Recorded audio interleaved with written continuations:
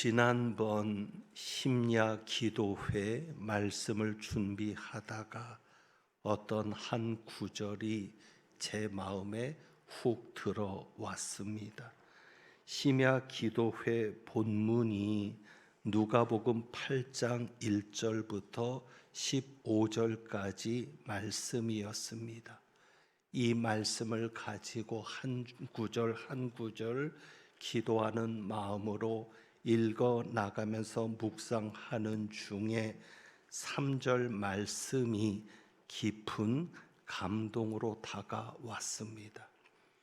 누가복음 8장 1절에서는 예수님의 사역을 소개하고 있습니다. 8장 1절을 보시면 예수님께서 각 성과 마을에 두루 다니시면서 하나님의 나라를 선포하시고 복음을 전하시는 내용입니다. 그리고 2절에서부터는 예수님의 사역을 돕는 여인들의 이름이 나오고 있습니다. 2절에는 7 귀신 들렸었던 막달라 마리아를 비롯해서 3절에서는 요한나와 수산나의 이름이 나오고 그 외에도 다른 여러 여자가 함께하여 섬겼다라고 이야기를 합니다.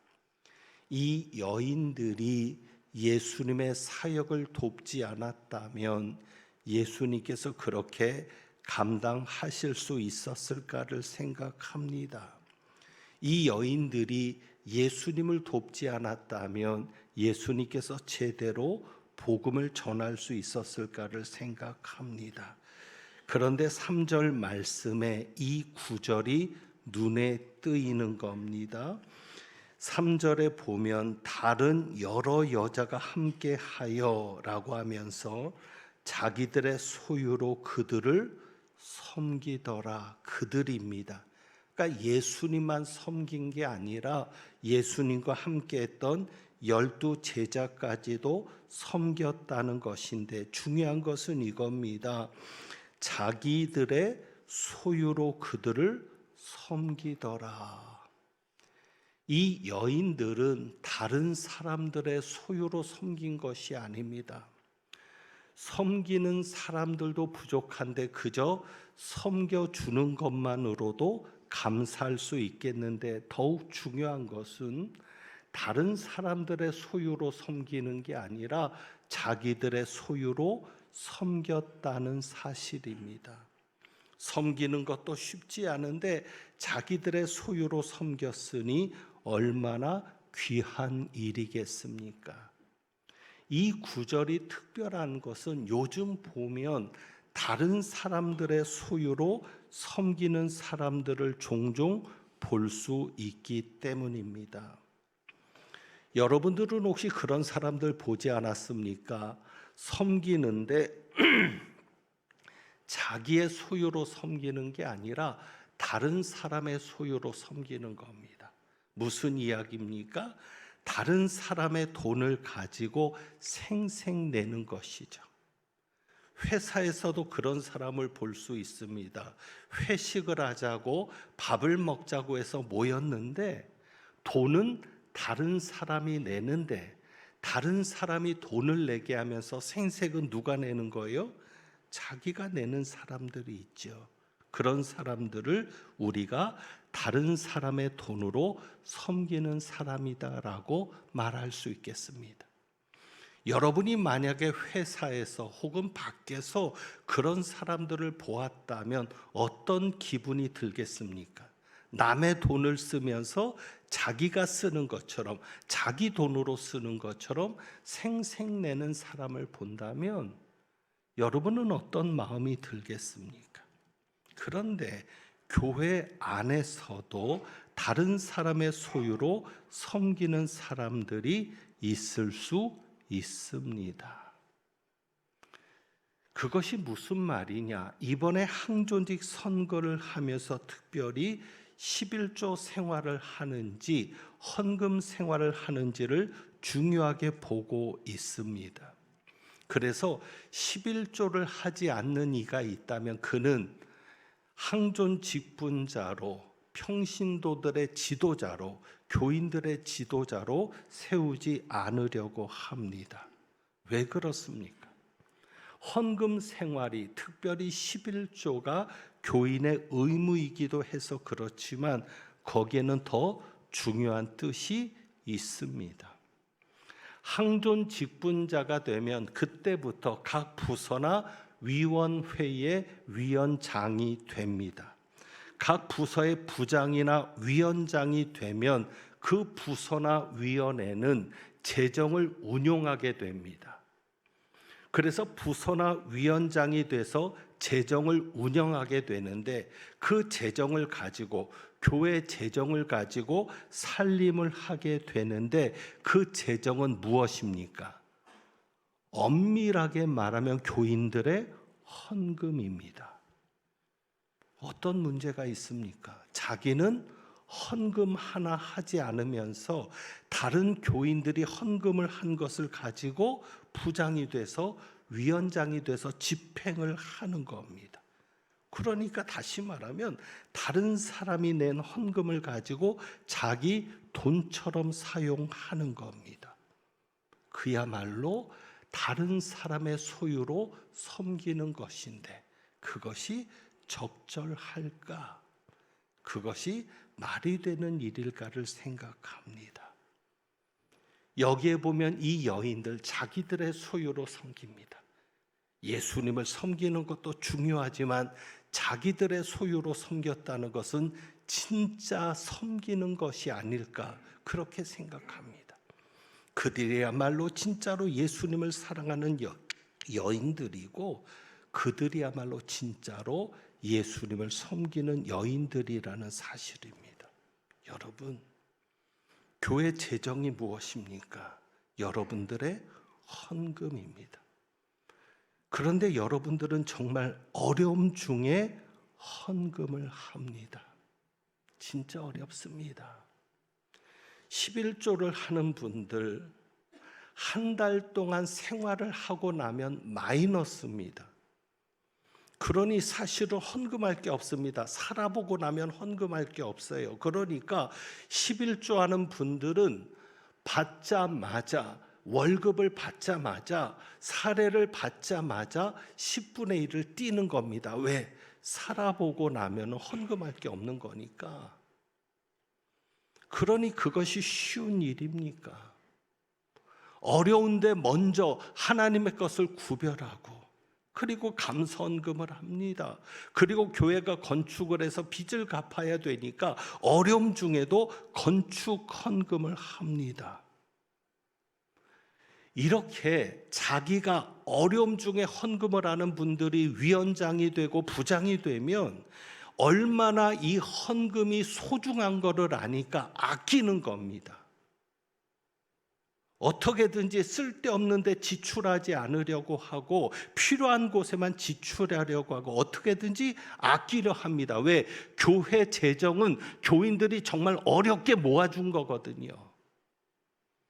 그런데 자기가 헌금하지 않은 사람은 어려운 걸 모릅니다. 남의 돈을 가지고 자기 돈처럼 쓰니까 얼마나 생색을 내며 마음대로 사용하겠습니까? 그러니까 헌금하지 않는 이들이 교회 지도자로 세워지고 재정을 집행하는 자리에 있으면 안 된다는 사실입니다. 그래서 이번 항존직 선거에도 이 부분을 중요하게 보지만 내년에는 부장을 세울 때도 헌금 생활을 면밀하게 살피려 합니다. 왜? 본인이 그렇게 어렵게 헌금하는 사람이어야 교회 재정이 얼마나 귀중한 것인 줄 알고 정말로 충실하게, 정말로 아끼면서 사용할 수 있기 때문일 것입니다. 여러분에게 주보에 오늘 항존 직분자로, 장로로, 권사로, 안수집사로 피택될 수 있는 자격을 보여드렸습니다. 적어드렸는데 거기에 보면 그 기준이 나오죠. 그 기준에 이렇게 되어 있습니다. 장로는 무흠 세례교인 혹은 입교 7년이 지나야 되고, 안수 집사와 권사는 5년이 지나야 합니다. 그런데 우리가 투표를 할 때 그래서 세례받은 지 7년이 지났느냐 혹은 등록한 지 7년이 지났느냐 이것을 중요하게 보죠. 그런데 이렇게 세례를 받은 지 7년 혹은 세례받은 지 5년이라는 이 기준이 중요하지만 그 앞에 더욱 중요한 단어가 있습니다. 그게 뭡니까? 무흠이라는 단어입니다. 무흠. 그러니까 단순히 세례받은 지 7년이 지나야 되는 게 아니라 흠이 없이 7년이 지나야 한다는 겁니다. 그러면 이 무흠이라는 것이 무엇을 말하느냐? 그러니까 세례받은 것도 중요하지만 무흠이라는 이 기준도 아주 중요한데 이 무흠이라는 게 무엇을 말하는가 하면 법적으로는 이런 내용입니다. 무흠이라 함은 권징에 의해서 책벌을 받은 일이 없어야 무흠이라는 겁니다. 그러니까 교회법에 따른 권징으로 책벌을 받지 않고 혹은 사회법, 금고 이상이라고 할 수 있을까요? 사회법으로도 책벌을 받은 일이 없어야 하고 단 양심범은 제외한다 그랬습니다. 그러니까 양심범으로 심판을 받은 것에는 묻지 않고 어쨌거나 책벌에 따른 그것이 없는 사람이 무흠인데 그런데 여러분 아시는 대로 법이 모든 것을 다 담을 수는 없는 겁니다. 이 무흠이라고 하는 것의 정신이 중요하죠. 흠이 없는 사람을 세워야 되는데 여러분 생각해 보세요. 교인의 의무를 감당하지 않는데 흠이 없다라고 말할 수 있습니까? 예배를 제대로 드리지 않는데 무흠이라고 세울 수가 있겠습니까? 교인의 의무 중에는 봉헌입니다. 헌금 생활입니다. 헌금을 제대로 하지 않는데 흠이 없다라고 말할 수 있겠습니까? 교인의 의무 중에 치리회에 복종하는 겁니다. 교회 치리에 복종하는 게 교인의 의무입니다. 교회 치리에 복종한다는 것은 교회가 정한 규정이나 교회가 결의한 것, 재직회도 좋습니다. 공동회도 좋습니다. 당회는 더욱더 중요하죠. 이렇게 회의에서 결정한 것에 대해서 순종하지 않는데 교회가 결정한 것을 그대로 따르지 않는데 그것이 흠이 없다라고 말할 수 있겠습니까? 그러니까 법으로는 그런 것까지 무흠이라고 정하지 않은 겁니다. 그러니까 우리나라도 마찬가지고 어느 나라도 법이 모든 것을 다 법으로 정할 수는 없는 겁니다. 법은 최소한의 것만을 규정을 하고 해석을 하거나 관례상 통상에 의한 것으로 따르거나 하는데 중요한 것은 법의 정신을 살려가는 겁니다.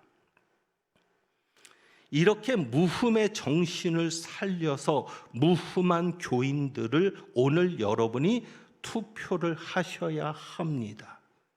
그래서 흠이 없는 교인들을 세워야 되고요. 항종직 선거를 앞두고 지난 주일과 이번 주일 2주간에 걸쳐서 말씀을 전하게 되는데 지난 주에는 누가복음 6장을 통해서 이런 일꾼을 세우자고 했습니다. 어떤 일꾼이요? 열매 맺는 일꾼. 열매 맺는 일꾼인데 그 열매가 어떤 열매요? 좋은 열매 맺는 일꾼을 세우자. 그래야 열매가 있으니까 미래가 있는 겁니다. 소망이 있는 겁니다. 그러면 좋은 열매 맺는 일꾼을 세우기 위해서는 어떻게 해야 되느냐? 그래서 예수님의 말씀에 따라 좋은 나무가 좋은 열매를 맺는다고 했으니 좋은 나무를 심는 선거가 되자고 말씀을 전했죠. 오늘은 또 다른 기도 제목을 발견할 수 있습니다. 오늘 주신 말씀에서는 어떤 기도 제목을 가질 수 있을까요? 착하고 좋은 마음으로. 그렇습니다. 착하고 좋은 마음을 가진 사람을 세워야 합니다. 그것이 하나님의 뜻입니다. 그것이 하나님께 기쁨이 되는 겁니다. 그러니까 착하고 좋은 사람을 세워야 그래야 여러분 8장 8절입니다. 더러는 좋은 땅에 떨어짐에 좋은 땅인 일꾼을 세워야 몇 배의 결실을 하였느니라. 100배의 결실을 하였느니라. 좋은 땅인 일꾼이 세워져야 100배 결실을 하는 겁니다. 마태복음 13장, 마가복음 4장에도 이 밭의 비유가 나오는 것인데 거기는 30배, 60배, 100배로 이야기하죠. 누가복음은 100배를 강조합니다. 그러니까 좋은 땅인 일꾼을 세워야 100배 결실을 하는 것인데 좋은 땅이 무엇입니까? 15절입니다. 좋은 땅에 있다는 것은 착하고 좋은 마음으로 말씀을 듣고 지키어 인내로 결실하는 자니라. 그러니까 좋은 땅을 가진 사람, 좋은 땅인 일꾼은 누구냐? 착하고 좋은 마음을 가진 사람이라는 것이죠.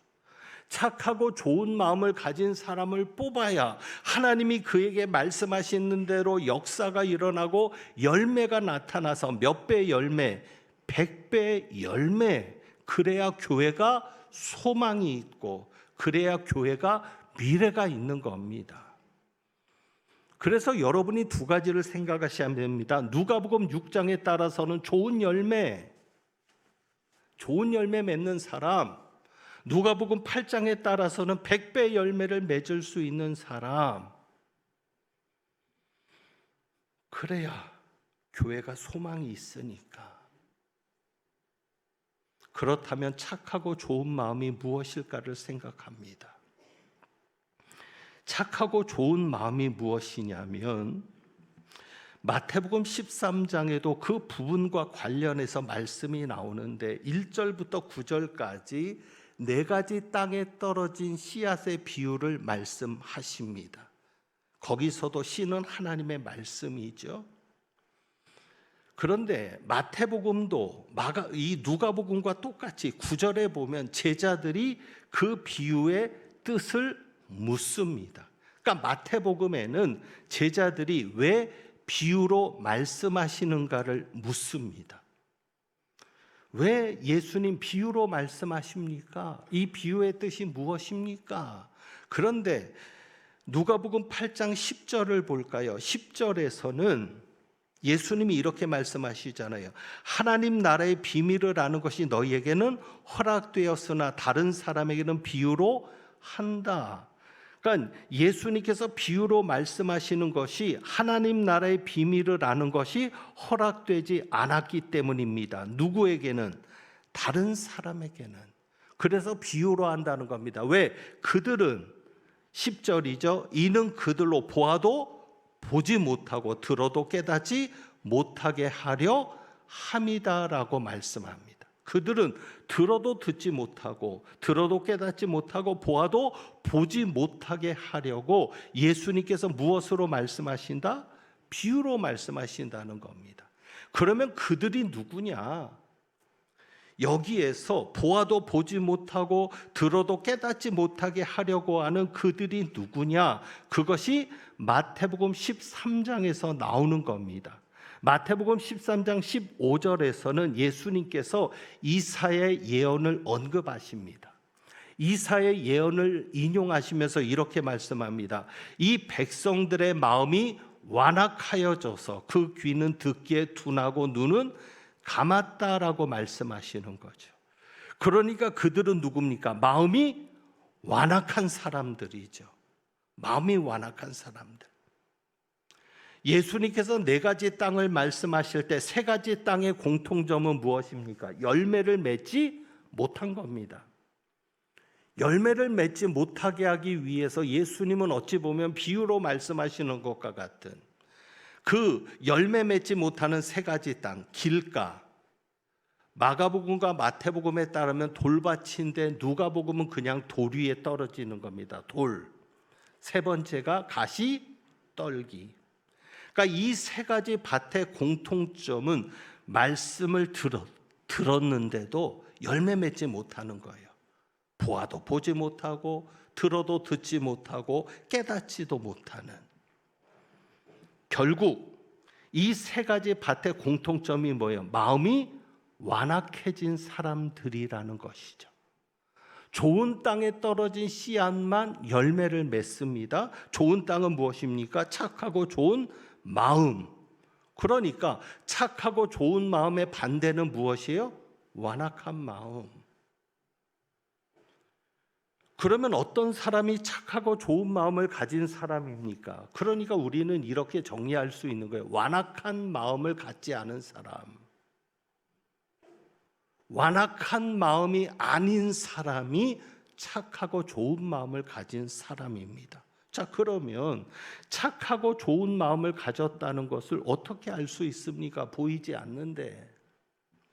그런데 예수님께서 이 좋은 나무를 말씀하시고 또 이 착하고 좋은 마음에 대해서 말씀하실 때 그 말씀을 언제 하시냐면 하나님 나라의 비밀을 들을 때죠. 다시 말하면 말씀을 듣는 것을 통해서 착하고 좋은 마음을 알 수 있다는 겁니다. 사실 그렇습니다. 우리가 일반적으로도 여러분 믿음 좋은 사람은 예배드리는 태도도 좋을까요? 나쁠까요? 좋아요. 옷을 입고 오는 것부터 시작해서 예배드리는 자세가 좋으면 믿음이 좋은 겁니다. 설교를 들을 때 자세를 보면 믿음을 알 수 있는 거죠. 왜? 그 설교는 누구의 말씀으로 믿고 들으니까? 하나님의 말씀으로 믿고 들으니까 하나님 앞에서 하나님의 말씀을 듣는데 그 자세가 좋은 사람이 믿음이 좋은 사람 아니겠습니까? 그러니까 결국 착하고 좋은 마음이라는 것은 말씀을 들을 때 어떤 자세로 듣느냐로 구별될 수 있는 겁니다. 그러니까 여러분이 오늘 이 말씀을 통해서 과연 나는 착하고 좋은 마음을 가진 사람인가? 아니면 나는 완악한 마음을 가지고 있는 사람인가? 그래서 그것을 여러분이 구별해 보실 수 있기를 바라고, 여러분이 말씀을 들을 때 나는 어떤 자세로 말씀을 듣는가를 좀 살펴볼 수 있기를 원합니다. 그러니까 착하고 좋은 마음은 길가여서는 안 됩니다. 그러니까 여러분이 하나님의 말씀을 들을 때 길가의 마음으로 들어서는 안 되는 것이죠. 길가의 마음이 무엇입니까? 여러분 길가는 뭐예요? 밭입니까? 아닙니까? 아닙니다. 길가는 그냥 사람들이 다니는 곳입니다. 그러니까 분주합니다. 씨가 떨어져도 밟히는 겁니다. 새가 먹는 겁니다. 그러면 길가의 마음으로 설교를 듣고 길가의 마음으로 하나님의 말씀을 듣는다는 게 뭔가? 여러분이 하나님의 말씀을 들을 때 집중해서 들어야 길가가 되지 않는 겁니다. 마음이 분주해서 딴 생각을 하면서 말씀을 들으면 그것이 길가입니다. 새들이 와서 말씀이 떨어지자마자 먹어버리는 것처럼, 씨가 떨어지자마자 먹어버리는 것처럼 12절 말씀을 볼까요? 길가에 있다는 것은 말씀을 들은 자니, 듣기는 들어요. 듣기는 듣는데 뭐라고 얘기합니까? 이에 마귀가 가서 그들이 믿어 구원을 얻지 못하게 하려고 말씀을 듣자마자 그 말씀을 마음에서 빼앗는 겁니다. 그러니까 기억도 나지 않고, 무슨 설교를 들었는지 기억도 나지 않고 생각도 나지 않고 그냥 예배 드리기만 하는 거죠. 그러니까 여러분이 설교를 들을 때 집중해서 들어야 마귀가 여러분의 마음에서 그 말씀을 빼앗지 못하는 겁니다. 그러니까 길가는 밭이 아닙니다. 그냥 분주한 겁니다. 마음이 분주하고 정신이 혼란스러워서는 안 됩니다. 아무리 복잡한 일이 있더라도 설교를 들을 때만큼은 하나님 앞에 맡기고 하나님이 내게 무슨 말씀을 주시는지를 집중해서 듣고 듣자마자 내 마음속에 간직해야 빼앗기지 않는 겁니다. 그리고 언젠가는 그 말씀이 열매를 맺는 것이죠. 그리고 착하고 좋은 마음은 가시떨기가 아니어야 됩니다. 가시떨기를 예수님께서 설명해 주시는데 여러분의 마음에 세 가지가 없어야 합니다. 그 세 가지가 무엇입니까? 14절입니다. 말씀을 들은 자이나 지내는 중. 여기에서 중요한 것은 이 가시떨기는 설교를 들을 때의 자세보다는 그 설교를 듣고 나서 살아갈 때의 삶과 연결되어 있는 겁니다. 지내는 중. 그러니까 말씀을 들을 때 자세는 길가 같은 그런 비유에 속해지고 그렇지 않으면 어떤 거예요? 가시떨기 같은. 그래서 이 가시떨기는 무엇입니까? 세 가지를 우리가 조심해야 돼. 하나는 뭐예요? 이생의 염려. 그러니까 여러분이 이생의 염려를 가지고 살아가면 하나님의 말씀이 절대 열매 맺을 수 없습니다. 마태복음에서는 이 이생의 염려를 세상의 염려라고 표현합니다. 세상의 염려. 세상의 염려가 왜 잘못되었습니까? 왜 세상의 염려를 가지고 사는 사람을 완악한 사람이라고 할 수 있겠습니까? 믿음이 없는 거예요. 하나님을 믿는다면, 그 하나님이 나를 사랑하시고 그 하나님이 나와 함께 계심을 믿는다면 내가 염려할 것이 있어요, 없어요? 없어요. 오늘 어버이 주일입니다. 부모랑 같이 사는 자식이 염려한다. 부모가 걱정해야 되는 일을 자식이 하고 있다. 부모를 무시하는 겁니다. 부모님들이 뭐라 그래요? 너는 걱정하지 말고 뭐만 해? 안 시켜보셨네. 공부나 해.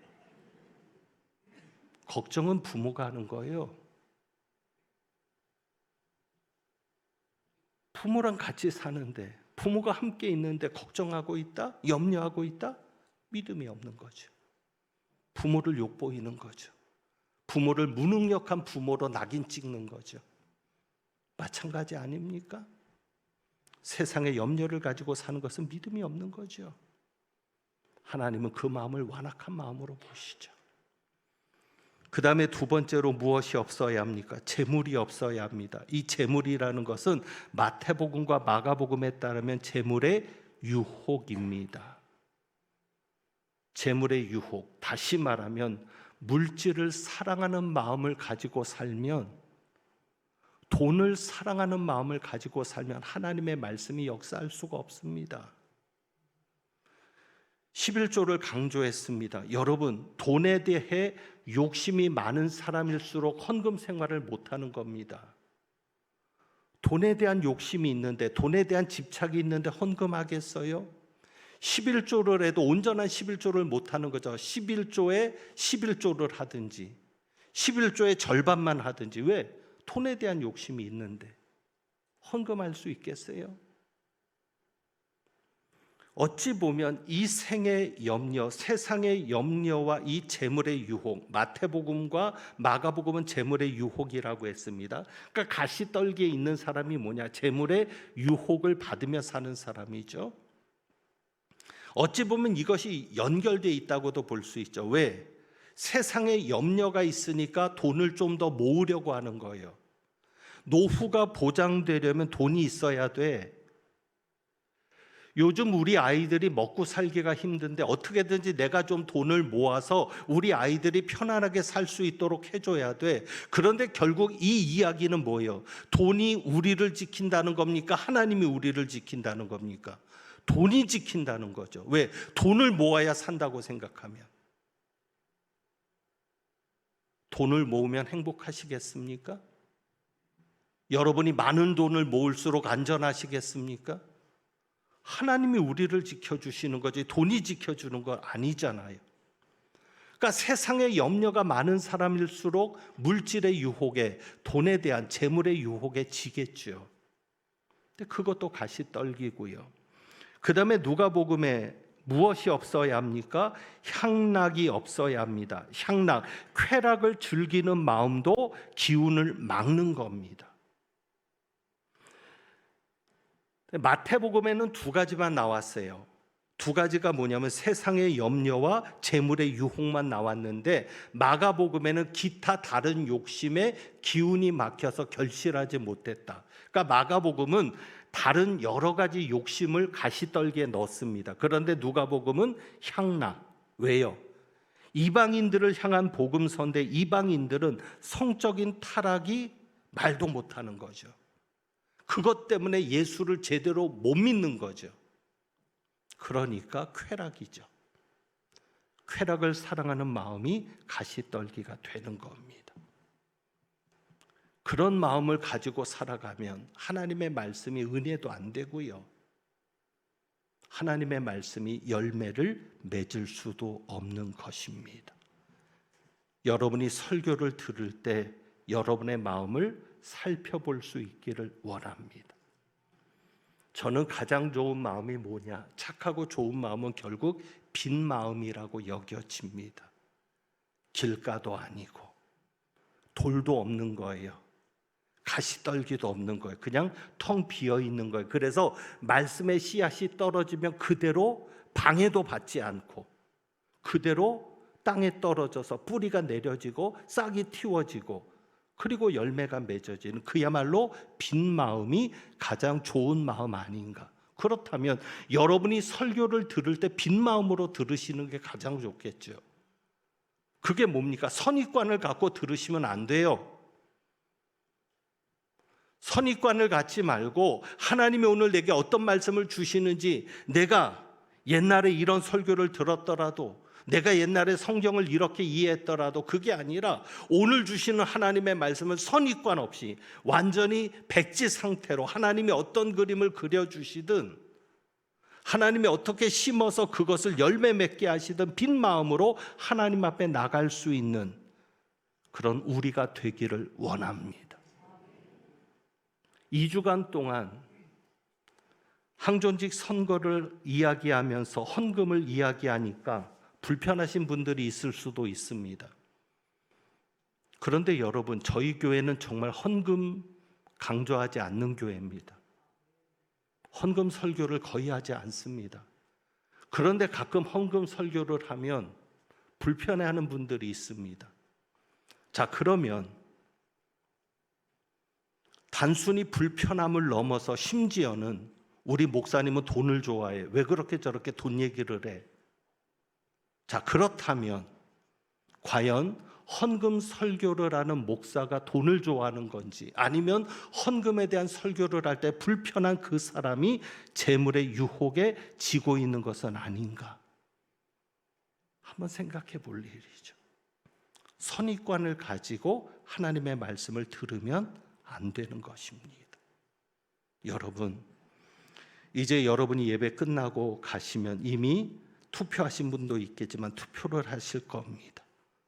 착하고 좋은 마음으로 섬길 수 있는 일꾼을 뽑아 주십시오. 그리고 여러분이 착하고 좋은 마음으로 섬기는 일꾼이 되어 주십시오. 오늘 어버이 주일입니다. 착하고 좋은 마음을 가진 부모가 될 수 있도록 기도하고 우리도 그런 부모가 되도록 노력해야 할 줄 압니다. 또 우리 어린 자녀들도 착하고 좋은 마음을 가진 자녀들로 자라날 수 있도록 우리가 기도해야 될 줄 압니다. 오늘 우리가 이 찬양을 드려봅니다. 내 마음의 주를 향한 사랑이. 이 찬양을 정말 진심으로 부를 수 있는 사람이라면 착하고 좋은 마음을 가진 일꾼일 겁니다. 이 찬양의 원제가 십자가의 길 순교자의 삶이거든요.